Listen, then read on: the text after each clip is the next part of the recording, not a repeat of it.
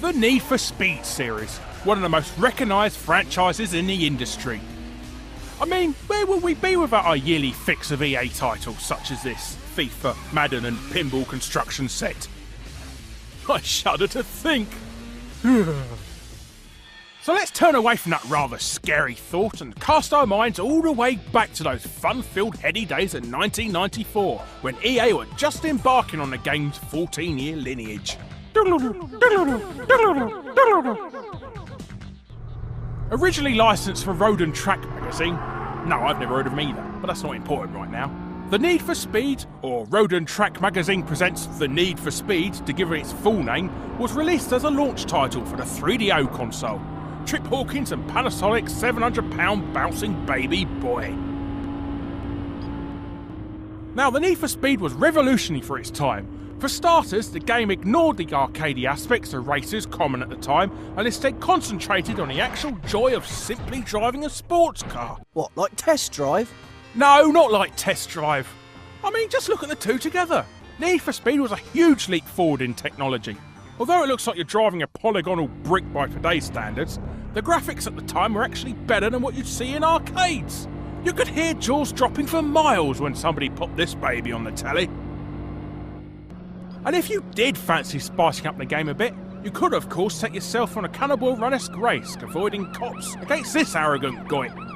Why don't you just wipe that smirk off your mug and sit your butt back down behind the wheel? That's just a little rematch, huh?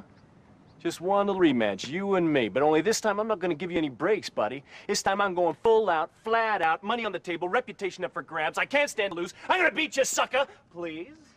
That's right, kids. This is where all that FMV stuff originated from in the recent Need for Speed games. Good job he's only a projected image, because I'd go and smack him otherwise. Well, what do you want, a hero biscuit? Yeah, and I'd throw a copy of Test Drive at him. Why don't you sit your sticky butt back down behind the wheel and let's see you go even faster, Melvin. Fortunately, all this cutting-edge technology meant there was only 3 tracks available on the 3DO version, including this rather interesting one. You maniacs! You blew it up! Damn you all to hell! Though for the PS1, PC and Saturn re-releases, the tracks were bumped up to a grand total of 7. Yeah, whoop-de-doo.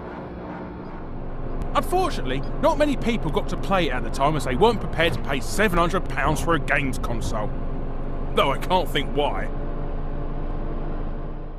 While it never spawned a sequel on the 3DO, its legacy lived on through the Saturn, PlayStation, PS2, Xbox and all the way up to the next-gen consoles we have today.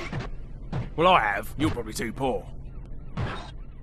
Now on its 16th, guys. I won't name them all as our producer's giving me a funny look now while tapping on his watch, so I'll just flash them up on screen.